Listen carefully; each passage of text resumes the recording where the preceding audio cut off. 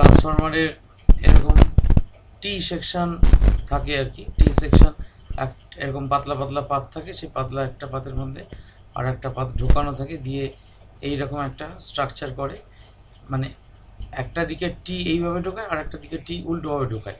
তাহলে বলবে স্যার এদিকগুলো যে ফাঁকা থাকবে এদিকগুলো একটা করে এরকম আই সেকশন ভরে দেয় অল্টারনেট করে। তাহলে আলটিমেটলি সবগুলো এরকম জুড়ে জুড়ে এইরকম একটা জিনিস তৈরি করে। এবারে এইখানে মাঝখানে প্রাইমারি টার্ন সেকেন্ডারি টার্ন জড়ায়। এটা হচ্ছে আমাদের সাধারণ যে ঘরোয়া স্টেপ ডাউন ট্রান্সফরমার সেইগুলো। আর যেগুলো সেই আমাদের পাড়ার কোণে লাইট পোস্টে লাগানো থাকে সেটা এরকম বাক্সের মতো হয়, তার মধ্যে এরকম খাঁচকাটা পাত লাগানো থাকে। কিছুই নাই, খাঁচকাটা পাতগুলোর কাজ হচ্ছে হিটকে তাড়িয়ে দেওয়া, মানে অর্থাৎ ট্রান্সফরমারটা ঘন্টার পর ঘন্টা, মাসের পর মাস, বছরের পর বছর ধরো একটা ট্রান্সফরমার খারাপ হলো না বা সেখানে কোনো পাওয়ার কাট হলো না, তাহলে সেই ট্রান্সফরমারটা তো কন্টিনিউয়াসলি চলতেই থাকছে। তাই এই কন্টিনিউয়াস রানিংয়ের জন্য যে তাপ উৎপন্ন হয়, যে কোনো তারের কয়েলের মধ্যে দিয়ে যদি কারেন্ট ফ্লো করে সেখানে হিট জেনারেটেড হবে। সেই তাপটা যদি পরিবেশে বিলীন হয়ে যেতে না পারে তাহলে কিন্তু ওই কয়েলের তারগুলো গলে গিয়ে পুড়ে যাবে ট্রান্সফরমারটা। প্রথম কথা, এই যে বাক্সটা দেখছো, এই বাক্সের মধ্যে একটা তেল থাকে, যে তেলটার কাজ হচ্ছে ওই কয়েলটা সেই তেলের মধ্যে ডুবে থাকে, এবং যখন ট্রান্সফরমারের তারটা গরম হয় ওই হিটটা ওই তেল অ্যাবজর্ব করে নেয়। অ্যাবজর্ব করে নিলেই কী হবে, অ্যাবজর্ব করে নিলে যে কোনো লিকুইড সে যখন গরম হয় তার আয়তন বাড়ে, ভলিউমটা বেড়ে যায়। তাহলে ভলিউমটা বেড়ে যায়, এইখানে একটা জিনিস দেখিয়েছি দেখো, ধরো এই কয়েলটার ভিতরে এইটা, এর মধ্যে তেলের মধ্যে এটা চোবানো আছে। এবার তেলের ভলিউম যখন বেড়ে যাবে, তেলের উপরে একটু ফাঁকা অংশ থাকে, তেলের ভলিউমটা যখন বেড়ে যাবে তাহলে উপরের স্থানে যেটুকু ফাঁকা অংশ আছে সেখানে যে এয়ারটা থাকবে সেই এয়ারটাকে বেরিয়ে আসতে হবে, নাহলে এয়ারটার উপর অতিরিক্ত প্রেশার হবে এবং এয়ারটা ওই ট্রান্সফরমার বক্সটাকে ফাটিয়ে দিতে পারে। সেই জন্য একটা এরকম নলের মতো বার করা থাকে, দিয়ে দেখবে এটা নিচের দিকে বাঁকানো এবং মুখে জাল জাল দেওয়া থাকে, এটাকে বলা হয় অ্যাসপিরেটার। এই এক্সট্রা মানে তেলটা যখন আয়তনে বাড়ছে এক্সট্রা বাতাসটা এই নল দিয়ে বাইরে বেরিয়ে যায়। আবার যখন তুলনামূলকভাবে ঠান্ডা হচ্ছে তেলটা, অর্থাৎ ধরো যখন আমার পাওয়ারের রিকোয়ারমেন্ট কম, যখন তাপ বেশি উৎপন্ন হচ্ছে না, ঠান্ডা হয়ে গেছে যখন, তখন আবার বাইরে থেকে বাতাস এই নল দিয়ে ভেতরে প্রবেশ করে বায়ুর চাপটাকে, এয়ার প্রেশারটাকে বা ভারসাম্যটাকে বজায় রাখে, নাহলে কিন্তু ফেটে যাবে। আর এই পাখনাগুলো, এই ফিন্সগুলো হিট সিঙ্ক হিসেবে কাজ করে, অর্থাৎ তাপটাকে যত সারফেস এরিয়া বাড়বে তত তাপ বিকিরণের হার বাড়বে। যে আমরা যত তোমার কোনো একটা জিনিসকে, যেমন ভাত ঠান্ডা করার জন্য আমরা তাড়াতাড়ি ভাতটাকে ছড়িয়ে দিই থালার উপর, মানে এরিয়াটা, সারফেস এরিয়াটা বাড়িয়ে দিই। সারফেস এরিয়াটা বাড়িয়ে দিলে rate of radiation of heat সেটা বেড়ে যায়। সার্কিট সিম্বলটা কি? সার্কিট সিম্বল হচ্ছে এয়ার কোর ট্রান্সফরমারের জন্য এরকম একটা ইন্ডাক্টর, এদিকে আরেকটা উল্টোমুখী আরেকটা ইন্ডাক্টর। এটা হচ্ছে এয়ার কোর ট্রান্সফরমার, মানে ভেতরে কোনো এয়ার ছাড়া আর কোনো কোর নেই, মানে ভেতরটা ফাঁপা। আর যদি আয়রন কোর ট্রান্সফরমার হয়, আয়রনই ব্যবহার হয় সাধারণভাবে, এই আয়রন কোর ট্রান্সফরমারের ক্ষেত্রে এরকম দুটো দাঁড়ি দেওয়া হয়, এই দুটো দাঁড়ি আয়রন কোর ট্রান্সফরমারকে বোঝায়। এইবার ন্যাচারালি তুমি এই দুটো টার্মিনাল হচ্ছে পিপি মানে প্রাইমারি, এইখানে যে ভোল্টেজটা দেবে সেটা ভিপি, আর যেটা সেকেন্ডারিতে পাবে সেটা হচ্ছে ভিএস। আচ্ছা, এইবার একটা জিনিস দেখো, সেটা হচ্ছে যে alternating current induces an EMF in the primary coil. alternating current এখানে পাস করানোর ফলে এখানে প্রাইমারি কয়েলে একটা ইএমএফ ইনডিউসড হয়েছে, সেটা সেলফ ইন্ডাকটেন্সের জন্য আমরা অলরেডি এটা পড়ে এসেছি। সেটা কত এসেছিল, NP equal two d5e dt। তাহলে এইটার জন্যে সেকেন্ডারিতে একটা ফ্লাক্স লিঙ্কেজ হয়, যেটা d5e dt হবে, কিন্তু number of turns in the secondary যদি এনএস হয় তাহলে NS into d phi B dt কার জন্য হবে না মিউচুয়াল ইন্ডাকটেন্সের জন্য।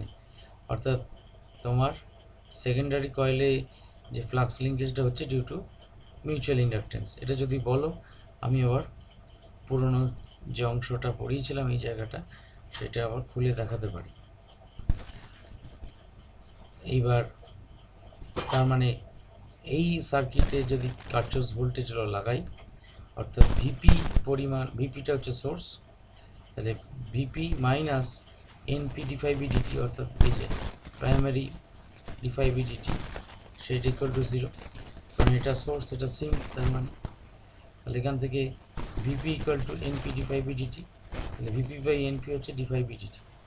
আর সেকেন্ডারিতে কোনো সোর্স নেই, তাহলে এটাই তো সেকেন্ডারি কয়েলে কার্চফস ভোল্টেজ ল লাগাবো। তাহলে সেকেন্ডারি কয়েলে যদি লাগাই N phi B NS d phi B dt, এইটা হচ্ছে তার মানে সোর্স হিসেবে কাজ করছে, যার আউটপুট হিসেবে আমরা সেকেন্ডারি ভোল্টেজটা পাচ্ছি ভিএস। তার জন্য NS d phi B dS dt minus VS, অর্থাৎ এখানে ভিপি মাইনাস দিস ছিল, এটা this minus VS equal to 0। Basically একই, এটাতে মাইনাসটা এটার আগে দিলেও ম্যাথমেটিক্যালি কিছু অদল বদল হয় না, কিন্তু এইটা এখানে কজ আর এইটা হচ্ছে এফেক্ট, আর এর ক্ষেত্রে এইটা ছিল কজ এইটা ছিল effect. VS equal to NS d phi B dt, তাহলে VS by NS d phi B dt, সহজ ভাষায় 1 ইকুয়াল টু 2, তাহলে VP by NP equal to VS by NS, অর্থাৎ ভিপি বাই ভিএস হচ্ছে এনপি বাই এনএস, অর্থাৎ সহজ ভাষায় primary আর secondary কয়েলের যেটা নাম্বার অফ টার্নসের যেটা রেশিও সেটাই হচ্ছে প্রাইমারি ভোল্টেজ আর সেকেন্ডারি ভোল্টেজের সেটাই রেশিও।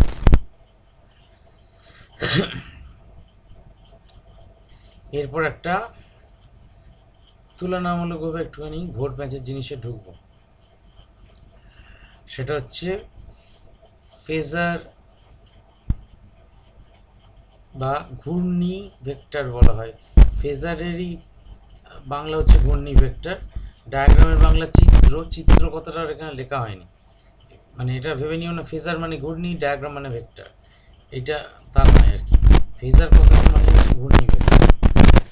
এবার ভেক্টর আর ফেজার এই দুটোর মধ্যে তফাৎ কি না, ফেজটাকে রিপ্রেজেন্ট করবার জন্য যে স্ট্রেট লাইন আঁকা হয় সেটা হচ্ছে ফেজার, আর কোনো একটা ভেক্টর কোয়ান্টিটিকে রিপ্রেজেন্ট করবার জন্য যে স্ট্রেট লাইন আঁকা হয় সেটা ভেক্টর।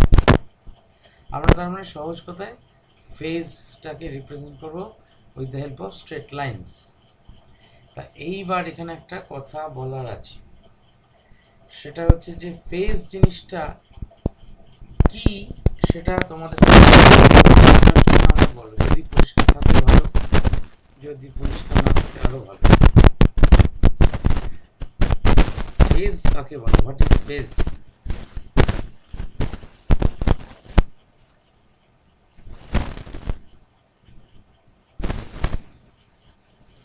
বলো কেউ, ফেজ কাকে বলে? ফেজ অফ এ ওয়েভ, অর্থাৎ একটা তরঙ্গের ফেজ বা দশা কাকে বলে?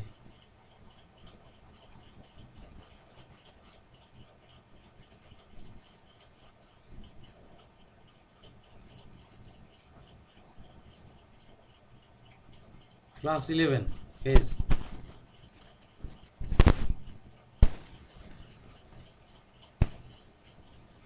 বলে ফেলো।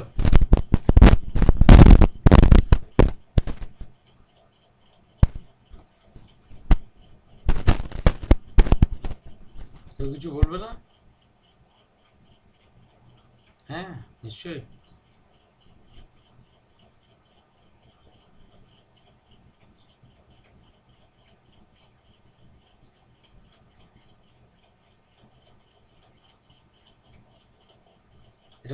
এটা কোথায় দেখলে? গুগলে সার্চ করে? মানে আলটিমেটলি সেইটাই তো, বলো না। তোমার মুখে এমন মানি শুনিয়া এটি গুগল জানি,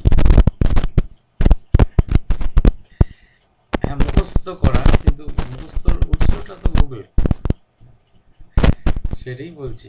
হ্যাঁ, তোমার মুখে এমন বাণী শুনিয়া এটি গুগল জানি। যাকে কি বলছো? ও যেমন গুগলকে ধার করলো, আমি রবীন্দ্রনাথ ঠাকুরকে ধার করলাম।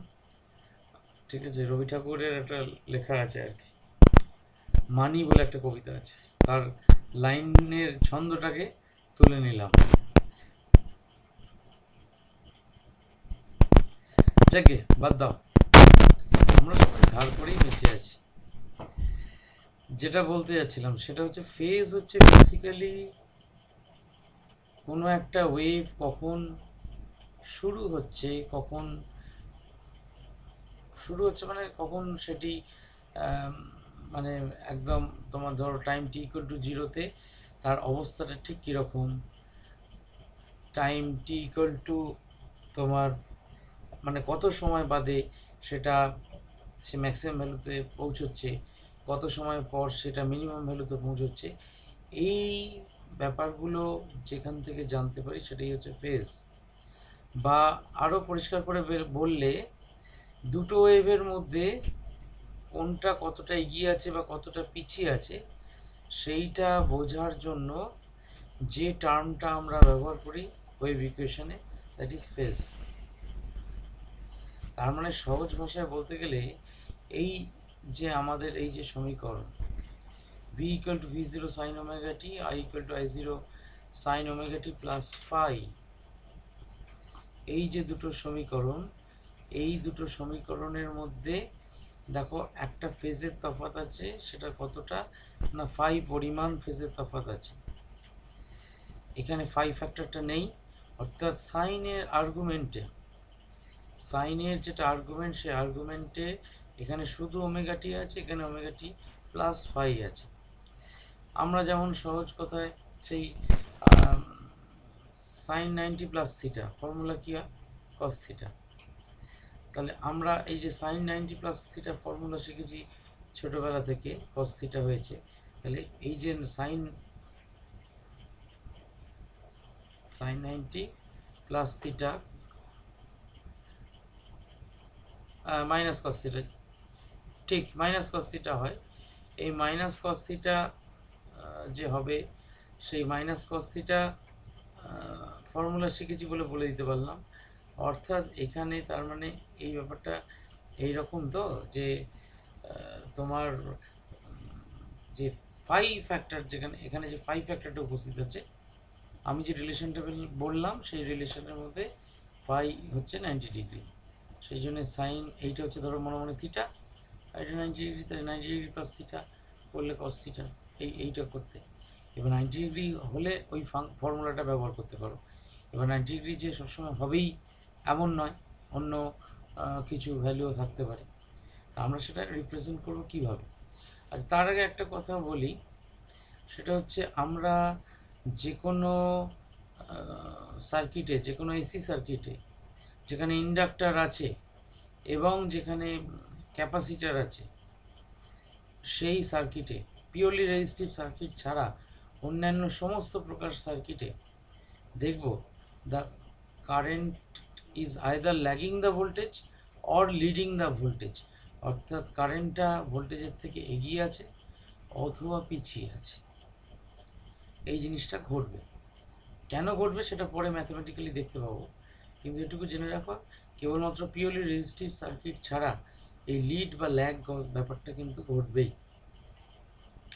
আমরা এখানে প্রথমে যে V equal to v0 sine omega t এই সমীকরণটা প্লট করেছি, তাহলে এখানে সাইন ওমেগা টির ম্যাক্সিমাম ভ্যালু হচ্ছে 1, তাহলে সেইটা যদি এখানে বসাও 1, তাহলে ভি ইকুয়াল টু v0 তখন, আর সাইন ওমেগা টির মিনিমাম ভ্যালু হচ্ছে -1, তাহলে সেটা হচ্ছে তার মানে এই ছবি অনুযায়ী এইখানে, অর্থাৎ এই যে গ্রাফটা এঁকেছি, এই যেটা দেখাচ্ছি, এইটা হচ্ছে V equal to v0 sine omega t, সুন্দর পরিষ্কার graph.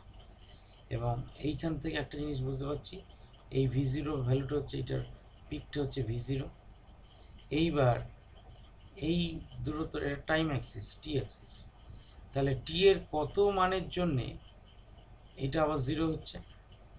T equal to zero হলে তো জিরো হচ্ছে ঠিকই, আর তাছাড়া আবার জিরো হবে কখন? সাইন 90-তে তো 1 হয়, ম্যাক্সিমাম হয়। সাইন 180 ডিগ্রিতে সাইনের ভ্যালুটা জিরো হয়। তাহলে সাইন 180 ডিগ্রি মানে আমাদের এখানে এই ওমেগার ভ্যালু যদি 180 ডিগ্রি হিসেবে বসাতে হয়, তাহলে কত হবে? এখানে কত বসাবো? আর টি এর ভ্যালুটা কত বসাবো? 180 ডিগ্রি মানে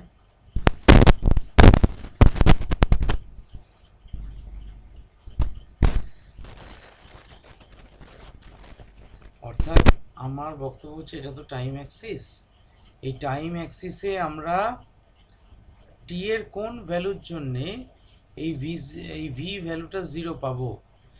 একটা তো টি এর জিরো ভ্যালু পেয়েছি, পরের ভ্যালুটা টি এর কত হবে নেক্সট, যেখানে আমরা সাইনের ভ্যালুটা জিরো পাবো?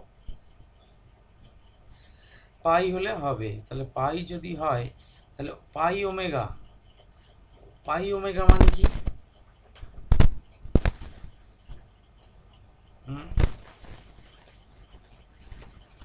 হ্যাঁ, পাই মানে 180 ডিগ্রি, ওমেগা মানে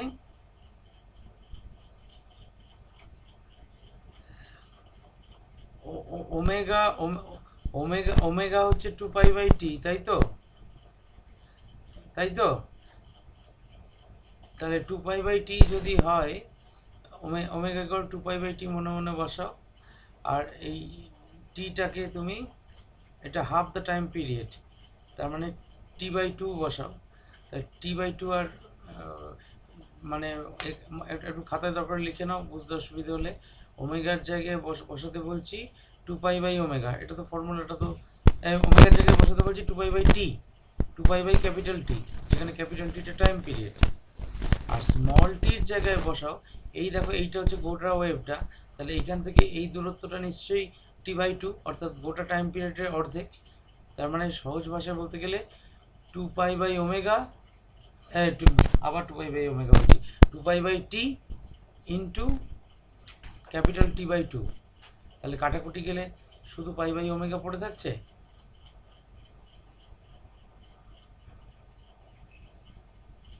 তাই থাকছে তো? পেয়েছো? ঠিক তেমনি তাহলে এটা 2π/ওমেগা, সবাই নিশ্চয়ই অসুবিধা নেই কিছু পেতে। তার মানে সহজ ভাষায় বলতে গেলে এই মানে কার্ভটা π/ওমেগাতে জিরো হচ্ছে, আবার 2π/ওমেগাতে জিরো হচ্ছে। আর এই ইকুয়েশনটা, অর্থাৎ সেকেন্ড ইকুয়েশনটা, i equal to I0 sine omega t plus phi, দেখো প্লাস ফাই আছে, অর্থাৎ সহজ ভাষায় বলতে গেলে এই টাইম অ্যাক্সিসে এটা যদি ওমেগা টি বলে লিখতাম, এই অ্যাক্সিসটাকে টি না লিখে যদি ওমেগা টি লিখতাম এত সমস্যা হতো না, টি লিখেছি। তা এইখানে তার মানে ফাই বাই ওমেগা, মানে আমি মনে মনে এটাকে, এটা টি অ্যাক্সিস, এটাকে মনে মনে ওমেগা দিয়ে ভাগ করে দাও, সহজ কথায় মনে মনে ওমেগা দিয়ে ভাগ করে দিলে এখানে ওমেগা টি বাই ওমেগা মানে শুধু টি, আর ফাই বাই ওমেগা মানে সেটাও, তার মানে টি এর ডাইমেনশন এখন পেয়ে গেছে। তাহলে সহজ ভাষায় বলতে গেলে এই গ্রাফটা থেকে এই ফাই বাই ওমেগা পরিমাণ দূরে গিয়ে এটা জিরো হচ্ছে। এটা তেমনি আরম্ভ হচ্ছে, এই দ্বিতীয় ওয়েভটা আরম্ভ হচ্ছে ফাই বাই ওমেগা পরিমাণ দেরিতে, এইখানে গিয়ে জিরো হচ্ছে সেটাও ফাই বাই ওমেগা পরিমাণ দেরিতে। অর্থাৎ সহজ ভাষায় বলতে গেলে এই দ্বিতীয় ওয়েভটা ফাই বাই ওমেগা পরিমাণ ফেজ পিছিয়ে আছে প্রথম ওয়েভটার থেকে। দেখো এই কথাটার মানে বুঝতে পারা গেছে না যায়নি? আরেকবার বলবো, আমি এটাকে টি দিয়ে মনে মনে ভাগ করে দিচ্ছি, টি দিয়ে নয় ওমেগা দিয়ে ভাগ করে দিচ্ছি, কারণ আমার এটা টি অ্যাক্সিস, আমার এই জায়গাটা মানে টি এর টার্মে রাখলে সুবিধে। আমি টি দিয়ে মনে মনে ভাগ করে দিলাম, টি দিয়ে যদি মনে মনে ভাগ করে দিই, এইখানে টি নয় সরি ওমেগা দিয়ে যদি মনে মনে ভাগ করে দিই, ফার্স্ট টার্মটা ওমেগা টি বাই ওমেগা বললে কেবলমাত্র টি পড়ে থাকে, দ্বিতীয় টার্মটা ফাই বাই ওমেগা হবে নিশ্চয়ই। তাহলে প্রথম টার্মটা টি, তার মানে এই আর্গুমেন্ট পার্টের মধ্যে একটা টার্ম তার মানে টি পেলাম, আর একটা টার্ম 5/ω পেলাম। কারণ 5/ω যা ডাইমেনশন সেটা 10 ডাইমেনশনের সমান, অর্থাৎ 5 পরিমাণ দশায় পিছিয়ে আছে, মানে হচ্ছে এই আমার টাইম অ্যাক্সিসের স্কেলে কারণ 5/ω পরিমাণ পিছিয়ে আছে। আমার ইকুয়েশানে দশা পার্থক্যটা 5, অর্থাৎ এই ওয়েভটা 5 পরিমাণ পিছিয়ে আছে, সেটাকে আমি যখন, আমার তো এখানে ω_t নয়, এখানে যদি আমার ω_t থাকতো আমি এখানে 5 বলেই লিখতাম, অন্য কিছু লিখতাম না।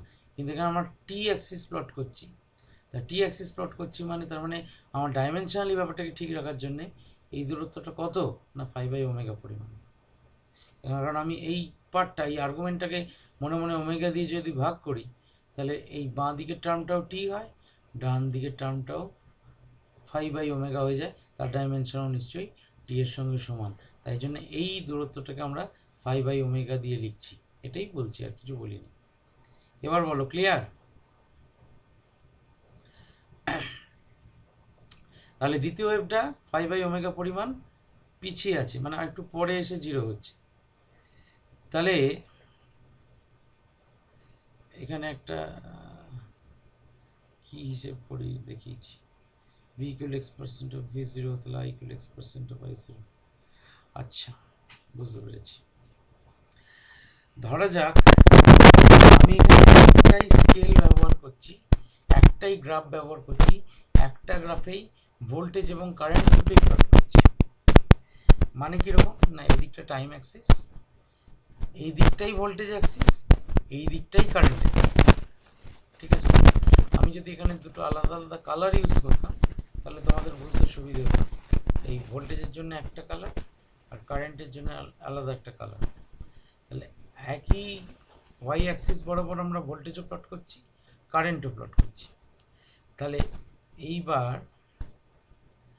আমার যেটা ইনস্ট্যান্টেনিয়াস ভ্যালু, এই ভি বা আই, এই ভি আর আইটা কি আসলে ইকুয়েশনের, এই ভি আর আইটাকে কি বলা হয়? ইনস্ট্যান্টেনিয়াস ভ্যালু অফ কারেন্ট, এটাকে বলা হয় instantaneous value of voltage. Instantaneous value of current মানে কি? অর্থাৎ at any time T what is the value of V. তুমি টি এর মান তোমার প্রয়োজন মতো একটা করে বসাবে, ভি এর মান পাবে। তেমনি করে তুমি টি এর মান একটা তোমার প্রয়োজন মতো বসাবে, এখানে আই এর মান পাবে। আর এই V0টা হচ্ছে ম্যাক্সিমাম ভ্যালু, I0টা হচ্ছে ম্যাক্সিমাম ভ্যালু। তাহলে ম্যাক্সিমাম ভ্যালু অফ কারেন্ট এই যে I0 হচ্ছে এতটা, এদিকে হচ্ছে এতটা। তার মানে এবার দেখো, ধরা যাক আমার একটা সার্কিট আছে, সেই সার্কিটে আমি 2 ভোল্ট ধরো ভোল্টেজ দিয়েছি, আর কারেন্ট যাচ্ছে তার মধ্যে দিয়ে 1 অ্যাম্পিয়ার। আমাদের সবসময় যে ভোল্টেজ আর কারেন্টের ভ্যালুটা কোনো একটা সার্কিটের সমান হবে তা তো নাও হতে পারে। কখন সমান হবে না, যদি রেজিস্ট্যান্সটা 1 ওহমস হয়, ইম্পিডেন্সটা যদি 1 ওহমস হয়, তখন ভোল্টেজ বাই কারেন্ট করলে ওহমস ল অনুযায়ী, ভোল্টেজ বাই রেজিস্ট্যান্স করলে ওহমস ল অনুযায়ী কারেন্টটা তোমার সমান হয়ে যাবে কার সঙ্গে না, ভোল্টেজের সঙ্গে। তাছাড়া সমস্ত ক্ষেত্রেই ভোল্টেজ আর কারেন্টের ভ্যালুটা আলাদাই হবে রেজিস্ট্যান্সের উপর নির্ভর করে। ধরা যাক একটা আমার সার্কিট আছে এরকম, যে একটা ভোল্টেজ সোর্স দেওয়া আছে 2 ভোল্টের, সেখান দিয়ে কারেন্ট ফ্লো করছে 1 অ্যাম্পিয়ার। তাহলে এই 2 ভোল্ট স্কেলটা হচ্ছে এই এতটা, অর্থাৎ 2 ভোল্ট বোঝানোর জন্য আমরা ধরো এইখান থেকে, এই মেন লাইন থেকে, মাঝের লাইন থেকে এত দূর উঠেছি, তেমনি এখানেও মাঝের লাইন থেকে এত দূর নেমেছি। আর ওই 1 অ্যাম্পিয়ার বোঝাবার জন্য মাঝের লাইন থেকে এত দূরে উঠেছি, এদিকে এত দূর নেমেছি। এইবার সেই জিনিসটা আমরা একটা গ্রাফে প্লট তো করলাম, এবার সেটা একটা ওই ফেজার বা ঘূর্ণি চিত্রতে রিপ্রেজেন্ট করার চেষ্টা করছি। কিভাবে করছি না, এবার ধরা যাক ওই যে হাফ পাওয়ার কনসেপ্টটা শিখিয়েছিলাম আগের দিন, এই যে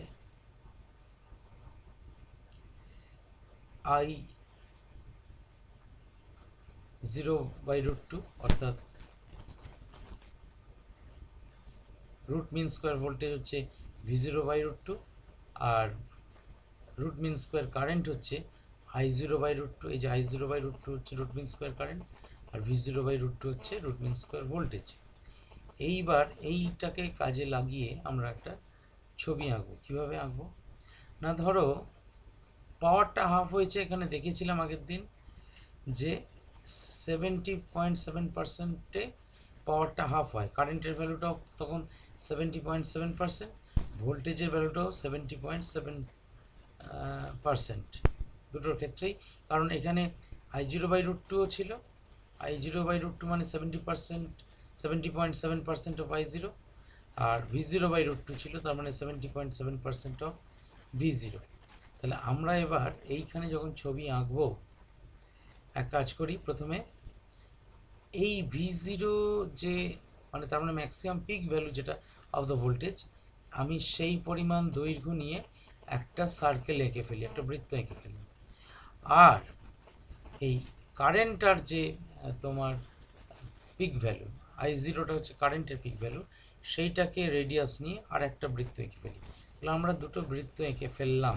দেখো এইখান থেকে এইটুকু হচ্ছে I0, এখান থেকে এইটুকু হচ্ছে I0। এইবার এইটা, এই যে ভিটা মনে করো, আমরা আরএমএস মুখে বলছি কেন, আমাদের বোঝবার সুবিধের জন্য। ভিটা শুধুমাত্র আরএমএস এর জন্যই সত্যি হবে, ফেজারটা শুধুমাত্র আরএমএস ভ্যালুর জন্যই আঁকা যাবে তা নয়, কিন্তু ভিটা যে কোনো ইনস্ট্যান্টেনিয়াস ভ্যালুর জন্যই আঁকা যাওয়া কথা। কিন্তু আরএমএস ভ্যালুর যেহেতু একটা নির্দিষ্ট মান আছে, অর্থাৎ আরএমএস ভ্যালু নির্দিষ্ট মান কি না V0/√2, অর্থাৎ V0/√2 করলে আমরা যে ভোল্টেজটা পাই সেটা হচ্ছে আরএমএস ভোল্টেজ। সেই আরএমএস ভোল্টেজটা তার মানে 70.7% অফ দ্য পিক ভোল্টেজ, মানে 100% যদি এটা হয় তাহলে এইটা হচ্ছে আমার 70.7%। তাহলে আমি এই পরিমাণ রেট মানে এইটা হচ্ছে আমার তার মানে আরএমএস মানে পিক থেকে তার মানে এতটা কম, তার মানে এই ভোল্টেজটা আমরা এই লাইনে সোজাসুজি গিয়ে এইখানে একটা মার্ক করলাম, সার্কেলের উপর একটা পয়েন্ট পেলাম, সেই পয়েন্টটাকে মার্ক করলাম। আবার ঠিক কারেন্টের বেলাতেও এইখানে যদিও এটা প্রায় মাঝখানে মিড পয়েন্টে চলে এসছে, এটা আরেকটু উপরে হতো, আমার আঁকা হাতে তারতম্যের জন্য এরকম হয়েছে, আইটা আরেকটু উপরে হতেই পারতো। তাহলে সেই লাইনটা সোজাসুজি এসে আমরা এই ছোটো এইটা দেখো ভোল্টেজের জন্য বড় সার্কেল লিখেছিলাম, কারেন্টের জন্য ছোট সার্কেল লিখেছিলাম।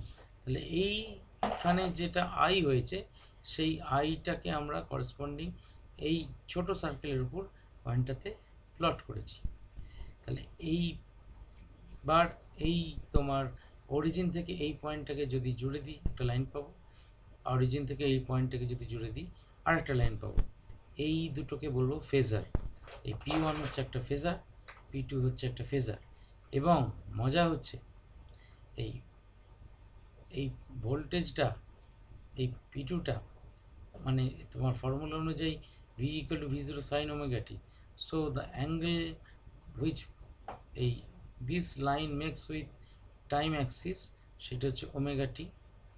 এবং যেহেতু অলরেডি কারেন্টটা 5 পরিমাণ পিছিয়ে আছে, তাহলে এই P2 আর P1 ফেজারের মধ্যের যে কোণটা, এই কোণটা হয়ে যাবে ফাই, ফেজ ডিফারেন্সটা। এই রিপ্রেজেন্টটাকে বলা হয় ফেজার রিপ্রেজেন্টেশন। দেখো ফেজার রিপ্রেজেন্টেশন ক্লিয়ার না পরিষ্কার নয় এখনো?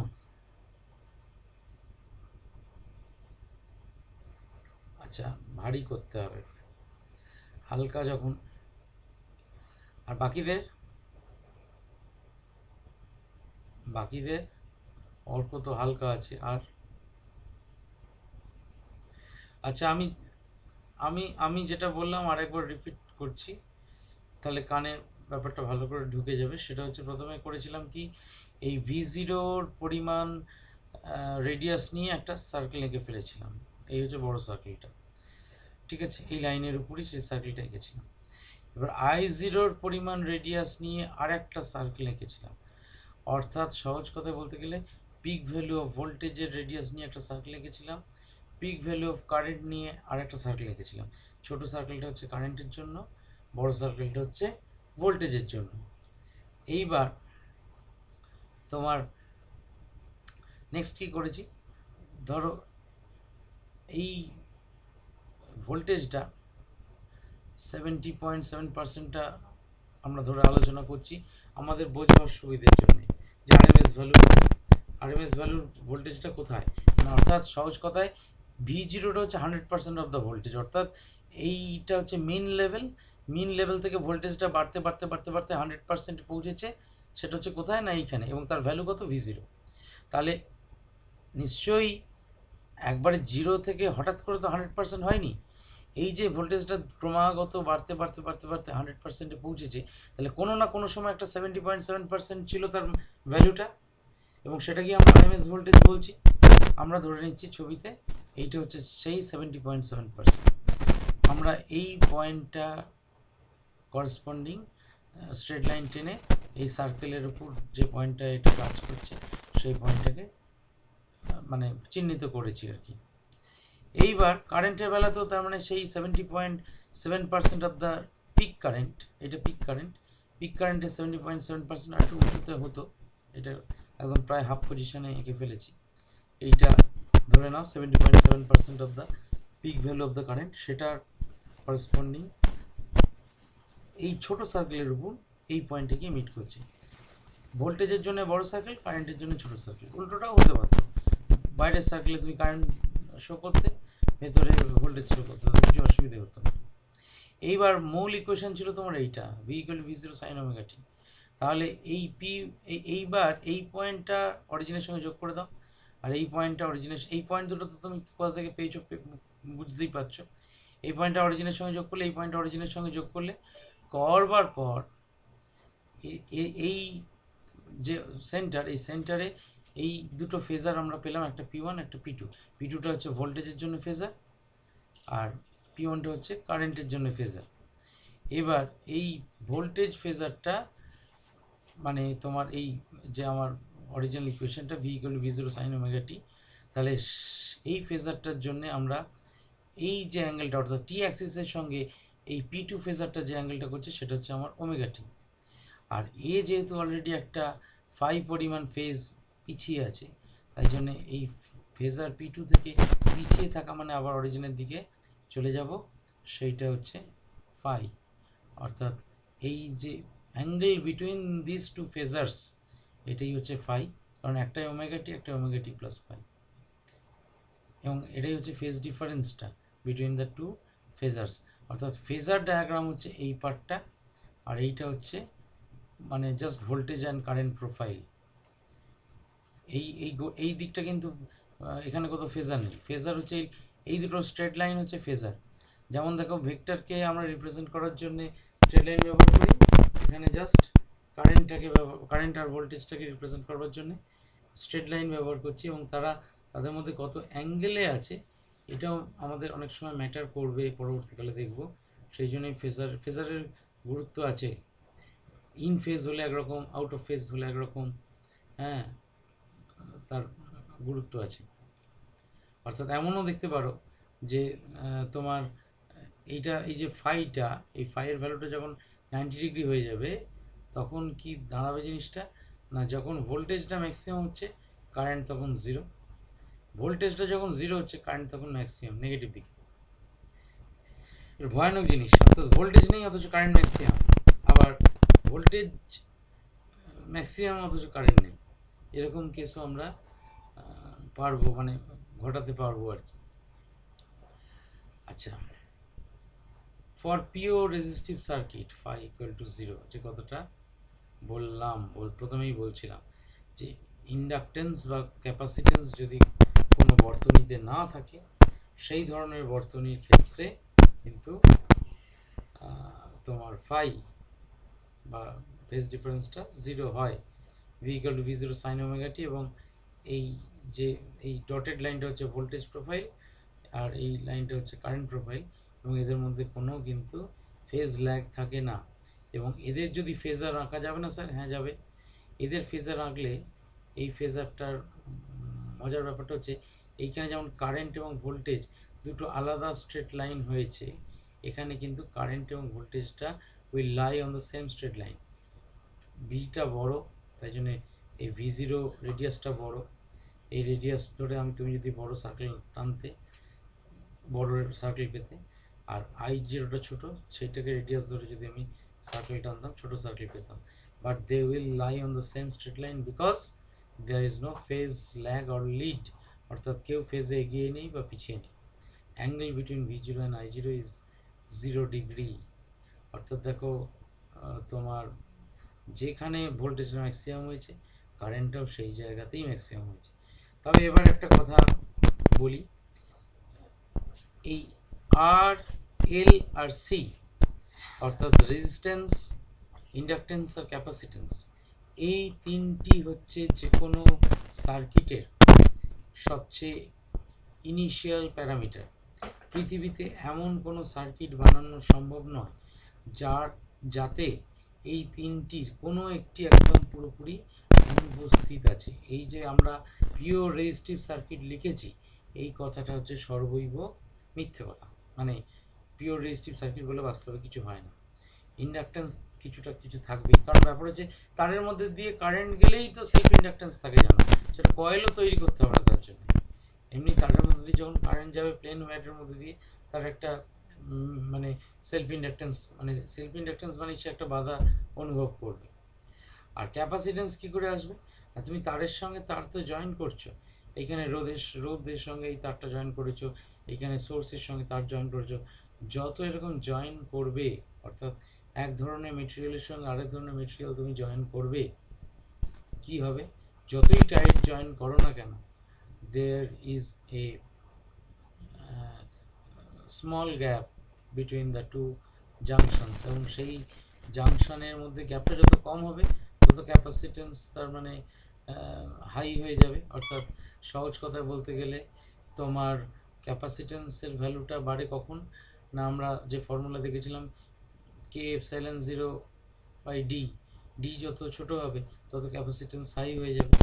অর্থাৎ এদের মধ্যে ক্যাপাসিটেন্স মানে বেশি ক্যাপাসিটেন্স না থাকুক, সামান্য ক্যাপাসিটেন্স থাকবেই।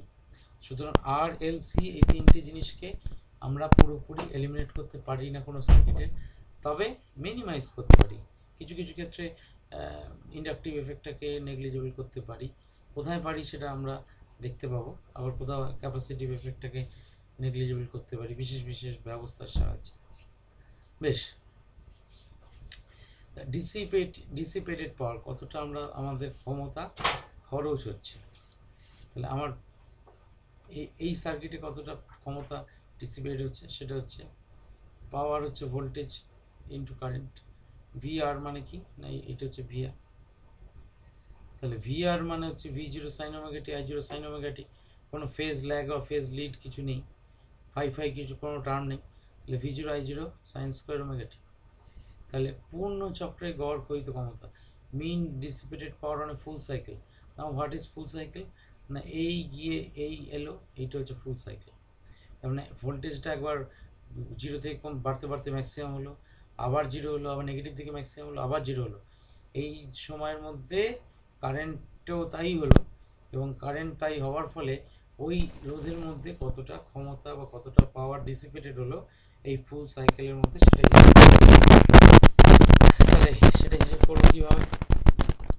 না, মিন বার করছি মানে সেই তলায় আবার ইন্টিগ্রেশন ডিটি লিখতে হতো। সেই আমরা আগে ক্লাসে দেখিয়েওছিলাম যে এরকম মিন যখনই হিসেব করা হয়, এই তলায় ইন্টিগ্রেশন 0/t এই ফ্যাক্টরটা আসে, এটা ইন্টিগ্রেশন করলে 1/t চলে আসে। সেই জন্য আমরা এই ক্ষেত্রে আর ওটা লিখিনি। এখন তোমরা ধরে নিচ্ছি এটা বড় হয়ে গেছো, শিখে যাচ্ছ, ফলে এইখানে ডাইরেক্ট একবারে 1/tটা ইন্টিগ্রেশনের বাইরে রেখে দিয়েছি। দিয়ে 0/t ইন্টিগ্রেট করবো, টি মানে তবেই ফুল সাইকেল হবে, টি মানে একটা টাইম পিরিয়ড। তাহলে V0 I0 sine square omega t dt. আর V0 হচ্ছে peak value of voltage, I0 peak value of current, এগুলো কনস্ট্যান্ট, এগুলো ইন্টিগ্রেশনের বাইরে চলে এলো। তাহলে এইবার সাইন স্কোয়ার ওমেগা টিকে 2 সাইন স্কোয়ার ওমেগা টি করলাম, এখানে একটা 2 গুণ করে এই 1 মাইনাস কস 2 ওমেগা টি ফর্মুলায় লাগাবো, দিয়ে এবার ইন্টিগ্রেশনটা করবো, দুটো ইন্টিগ্রালে ভেঙে দিলাম, 0/t dt minus cos 2 omega t dt. এইবার পি বার, এই যে পি বার বার করছি, V0 I0 by 2t, V0 I0 by 2t। এইবার এটা ইন্টিগ্রেশন টি মানে 0/t, আর এটা integration sine 2 omega t by 2 omega 0 to capital. তাহলে এটা তো টি বসালে টি হলো মাইনাস 1/2 ওমেগা বাইরে চলে এলো, তাহলে sine 2 omega capital T minus sine 0। তাহলে এইবার ক্যাপিটাল টি মানে হচ্ছে omega capital T, omega equal to pi by T, তাহলে ওমেগা ইন্টু ক্যাপিটাল টি মানে 2 পাই। তার মানে এখানটা এই জিনিসটা হয়ে যাচ্ছে সাইন 4 পাই, সাইন 2 পাই মানেও 0, সাইন 4 পাই মানেও 0, মানে 0 মাইনাস 0 মানে 0। এই পার্টটা করাটাই ভ্যানিশ করে যাচ্ছে, তাহলে শুধু পড়ে গেল capital T v0 i0 by 2t into capital T. হ্যাঁ বলো।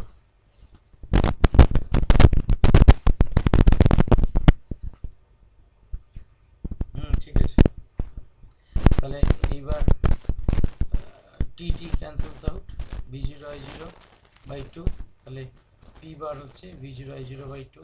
এটা হচ্ছে আমার তার মানে ফুল সাইকেলে গড় ক্ষমতা, যেটা গড় কহিত ক্ষমতা, অর্থাৎ পিওর রেজিস্টিভ সাইকেলে আমাদের যে ক্ষমতা অ্যাভারেজ পাওয়ার যেটা ডিসিপেট হবে সেটা হচ্ছে v0 i0 বাই 2, অর্থাৎ পিক ভ্যালু অফ ভোল্টেজ আর peak value of current, peak value of voltage আর পিক ভ্যালু অফ কারেন্টের গুণ করে 2 দিয়ে ভাগ করবো। অর্থাৎ ভালো করে ভাবো, আমরা ডিসির ক্ষেত্রে কি করতাম, ডিসির ক্ষেত্রে ধরো 2 ভোল্ট একটা ব্যাটারি আছে আর একটা 1 অ্যাম্পিয়ার কারেন্ট ফ্লো করছে, তাহলে পাওয়ার ডিসিপেট হিসেব করতাম 2 ভোল্ট ইন্টু 1 অ্যাম্পিয়ার করলে 2 ওয়াট হিসেব করতাম।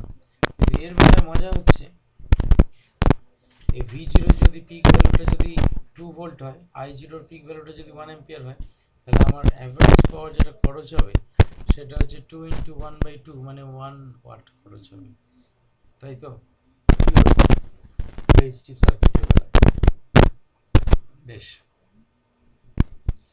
আর আগের দিনই আরও একটা আলোচনা করেছিলাম, সেটা হচ্ছে আমাদের বাড়ির ভোল্টেজ লাইনে আমাদের লাইন ভোল্টেজ কত, লাইন ভোল্টেজ আরএমএস ভ্যালু হচ্ছে 220 ভোল্ট। তাহলে আমাদের বাড়ির যে ভোল্টেজ তার আরএমএস ভ্যালু যদি 220 ভোল্ট হয়, তাহলে পিক ভ্যালু কত হবে, √2 দিয়ে যদি 220কে গুণ করো তাহলে দেখবে ওই 311 পয়েন্ট সামথিং হয়। তাহলে আমাদের বাড়ির ভোল্টেজের কিন্তু পিক ভ্যালু হচ্ছে ওই 311 ভোল্টের মতো, আচ্ছা কম নয় কিন্তু। আচ্ছা, এবার pure inductive circuit. Pure inductive সার্কিটে আমরা কেবলমাত্র ইন্ডাক্টর নিয়েছি, আগের বেলায় শুধু রেজিস্টার ছিল। এইটা হচ্ছে ভিএল, এর অ্যাক্রসে ভোল্টেজটা ভিএল, এর মধ্যে দিয়ে v0 সাইন ওমেগা টি ভোল্টেজ লাগিয়েছি, এখানে আই কারেন্ট ফ্লো করছে, তাহলে কেভিএল লাগাই, VL equal to v0 sine omega t. এর মধ্যে যদি আই কারেন্ট ফ্লো করে তাহলে বাধা কতটা, ভোল্টেজ বাধাটা কতটা হবে, এল ডিআইডিটি। তাহলে এবার তার মানে v0 sine omega t equal to L di dt. তাহলে আমরা এবার ডিআই ইকুয়াল টু, মানে কোনাকুনি গুণ করে দাও, dI equal to 1/L into v0 sine omega t dt, just cross multiplication করে দিলাম। ক্রস মাল্টিপ্লিকেশন করে দেওয়াতে তাহলে এইখানে আই এর ইন্টিগ্রেশন, ডিআই এর ইন্টিগ্রেশন তো আই, এইবার v0/L হলো, সাইন ওমেগা টির ইন্টিগ্রেশন হচ্ছে cos omega t by omega with minus sine, এই মাইনাস সাইনটা এখানে লিখে দিলাম, প্লাস সি, একটা কনস্ট্যান্ট টার্ম থাকবে। আমি তো এখানে তোমার কোনো ইন্টিগ্রেশন করছি না, মানে ডেফিনিট ইন্টিগ্রেশন করছি না, তাহলে একটা কনস্ট্যান্ট থাকবে। এইবার constant part of the current একটা কিছু থাকার কথা, কিন্তু পিওর এসি যদি নিই তাতে থাকে না, অর্থাৎ মানে ওই পিওর এসির ক্ষেত্রে কোনো মানে অ্যাকচুয়ালি মানে এসি মানে হচ্ছে অল্টারনেটিং কারেন্ট বা অল্টারনেটিং ভোল্টেজ। এবার এই অল্টারনেটিং ভোল্টেজ পিওর আর ইমপিওর কথাটার মানে কি, মানে এই ক্ষেত্রে একটা করে শব্দ বললে তার একটা করে ব্যাখ্যা চলে আসে। তাহলে এখানে এই যে লিখেছেন sir pure AC voltages, now what is pure AC? Pure AC মানে হচ্ছে যে এসির মধ্যে কোনো ডিসি মিশে নেই, সহজ ভাষায় বলতে গেলে। কিন্তু স্যার আমি যখন এসি বলছি ডিসি মিশিয়ে রাখবো কেন? না, ব্যাপার হচ্ছে একটা খুব রাফ একটা কথা দিয়ে বোঝানোর চেষ্টা করছি, কোনটা বলা যেতে পারে, একদম প্রথম, এটা তো প্রথম একদম ছবি যেটা আমরা এঁকেছিলাম মানে এসি তৈরি করবার সময়। ধরো এটা এই যে এটা তো অল্টারনেটিং বলছি, এটা যতটা পজিটিভ দিকে আছে ততটাই নেগেটিভ দিকে আছে। আমি এবার করলাম কি, এই ভোল্টেজটাকে কোনোভাবে সেই একটু সুতো বেঁধে উপরের দিকে তুলে দিলাম। সুতো বেঁধে উপরের দিকে তুলে দিলাম মানে অর্থাৎ এই ভোল্টেজটা আরম্ভ হলো একটু উঁচু থেকে, মানে এই গিয়ে এই নিয়ে নেবে, এই এতটা নামলো না কিন্তু তখন না, এই কম নামলো, দিয়ে এখান দিয়ে উঠে গেল। অর্থাৎ সোজা কথায় নেগেটিভ দিকে কম রইল, পজিটিভ দিকে বেশি রইল, এরকম তো হতেই পারে। But this is also alternating, কারণ একবার তো নেগেটিভ হচ্ছে, নেগেটিভ হলেই অল্টারনেটিং। এমন কোথাও বলা নেই যে সমান পরিমাণ পজিটিভ দিকে থাকতে হবে, নেগেটিভ দিকেও সমান পরিমাণ থাকতে হবে। কিন্তু মজা হচ্ছে ওই যে কাজটা করলাম, অর্থাৎ পজিটিভ দিকে বেশি রয়ে গেল, নেগেটিভ দিকে কম রয়ে গেল, এইটা কিন্তু আর পিওর এসি রইল না, এটার মধ্যে ডিসি কম্পোনেন্ট ঢুকে গেল। হ্যাঁ, এগুলো স্যার কোথা থেকে পাচ্ছেন এইসব, মানে উদ্ভট কথা। উদ্ভট কথা নয়, ব্যাপার হচ্ছে যে ফুরিয়ার অ্যানালিসিস বলে একটা জিনিস হয়, তোমাদের শিখতে হবে না, জাস্ট নামটা জেনে রাখো। ফুরিয়ার অ্যানালিসিস বলে একটা জিনিস হয়, ফুরিয়ার অ্যানালিসিস ওয়েভের করা যায়। এই ওয়েভের ফুরিয়ার অ্যানালিসিস করলে, যে কোনো ওয়েভের অবশ্য ফুরিয়ার অ্যানালিসিস করা যায় না, বিশেষ কন্ডিশন যদি স্যাটিসফাই করে সেই ওয়েভ, সেটাকে বলা হয় ডিরিচলেট বাউন্ডারি কন্ডিশন। এই ডিরিচলেট বাউন্ডারি কন্ডিশন যদি স্যাটিসফাই করে তাহলে কোনো ওয়েভের ফুরিয়ার অ্যানালিসিস করা যায়। ফুরিয়ার অ্যানালিসিস করা মানে সেই ওয়েভের মধ্যে কতগুলো সাইনোসয়েডাল কম্পোনেন্ট উপস্থিত আছে, কতগুলো কোসাইনোসয়েডাল কম্পোনেন্ট উপস্থিত আছে, আর কতগুলো কনস্ট্যান্ট কম্পোনেন্ট উপস্থিত আছে, সেটা বলে দেওয়া যায়। তোমরা ভাবতে পারো যে এ আবার কী কথা, এ আবার কী কথা মানে আমরা অল্টারনেটিং ভোল্টেজ নিয়ে কাজ করছি, কে বলে দিয়েছে এটা সাইনোসয়েডালই হতে হবে?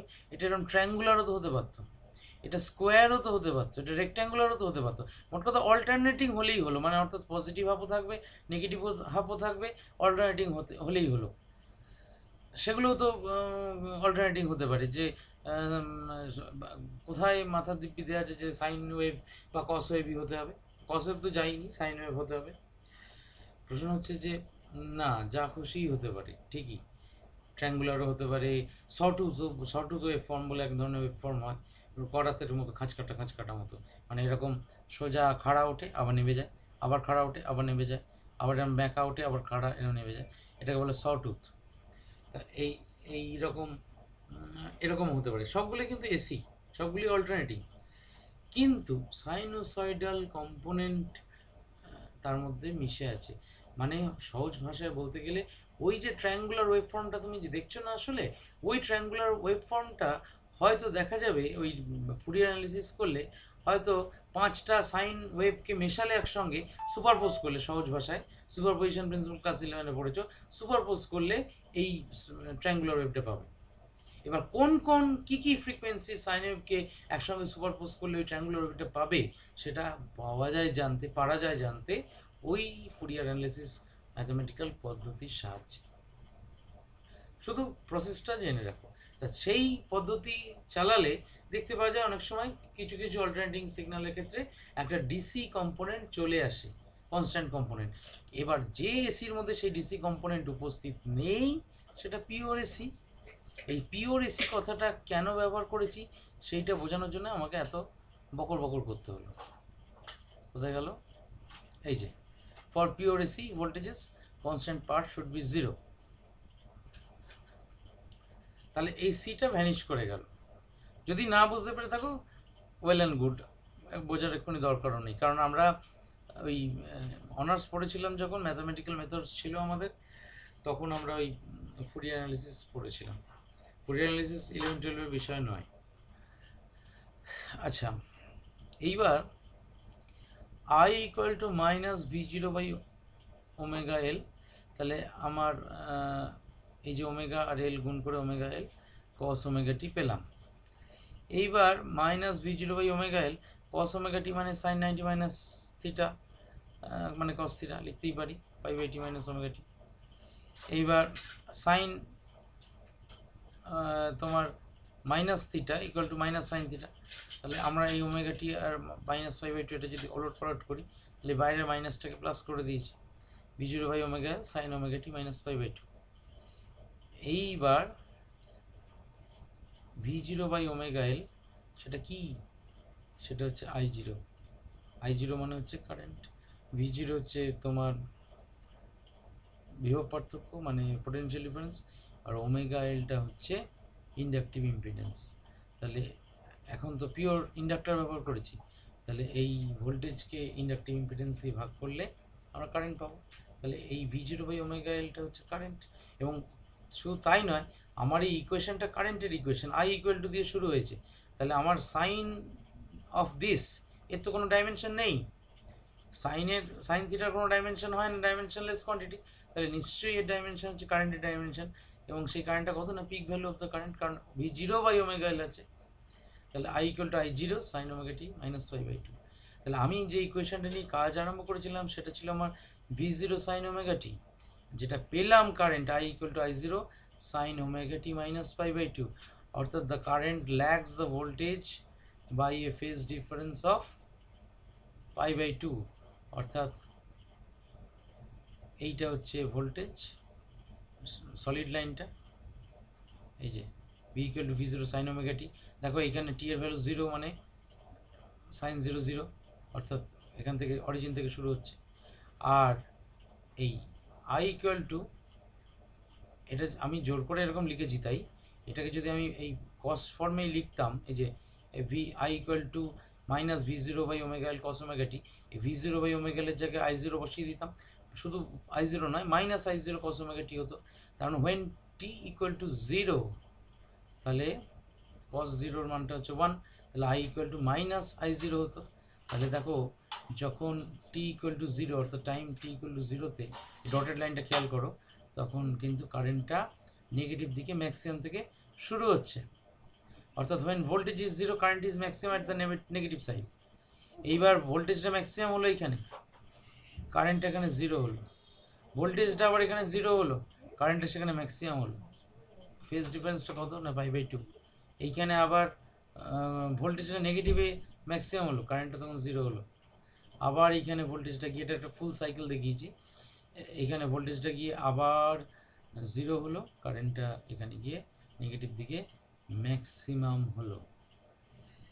এই জিনিসটা তার মানে pi by two phase difference already maintain. তার মানে ইন্ডাকটিভ সার্কিটের ক্ষেত্রে the current lags the voltage by a phase difference of pi by two. এইবার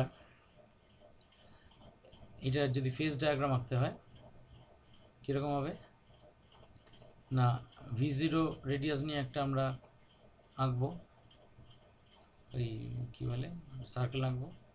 আর এই আই জিরো, এখানে দেখো আইটা বড়, যদি এখানে ছোটো এঁকেছি, এটা ছোটো আঁকা উচিত হয়নি, এটা আইটা বড় এঁকেছিলাম এই ছবি অনুযায়ী, তাহলে আইটা আরও বড় আঁকতে হতো, লম্বা হতো, তাতে কিছু অসুবিধা নেই। এই আই জিরো রেডিয়াস নিয়ে আরও বড় একটা সার্কেল আঁকতে হতো। এবং এদের মধ্যে অ্যাঙ্গেলটা হচ্ছে 90 degree because of this pi by two factor. এই যে অ্যাঙ্গেলটা তলার দিকে নেমে গেছে, ল্যাগ করছে বলে 90 ডিগ্রি তলার দিকে নেমে গেছে। এবং মেন ভোল্টেজটা ছিল V equal to V zero sine omega t, অর্থাৎ টি অ্যাক্সিস, এটা তো টি অ্যাক্সিসের সঙ্গে এই ভোল্টেজটা কিন্তু এই ওমেগা টি অ্যাঙ্গেলেই আছে। But the phase difference between V zero and I zero, মানে এইটা একটা ফেজার, এটা লেন্থটা, এই ফেজারটার লেন্থটা হচ্ছে ভি জিরো, এটাকে মানে V zero is not a phasor, ফেজারটা হচ্ছে এই লাইনটার লেন্থটা হচ্ছে ভি জিরোর সঙ্গে সমান, এই লাইনটার লেন্থ হচ্ছে আই জিরোর সঙ্গে সমান, এদের মধ্যে অ্যাঙ্গেল হচ্ছে 90 ডিগ্রি। যদি এটা মাইনাস পাই বাই টু না হয়ে যদি প্লাস পাই বাই টু হতো, তখন আমাকে আই জিরোটা এ পাশে আঁকতে হতো, অর্থাৎ 90 ডিগ্রিটা তখন এই পাশে আঁকতাম, সেটা ক্যাপাসিটরের বেলায় দেখতে পাবো। আচ্ছা,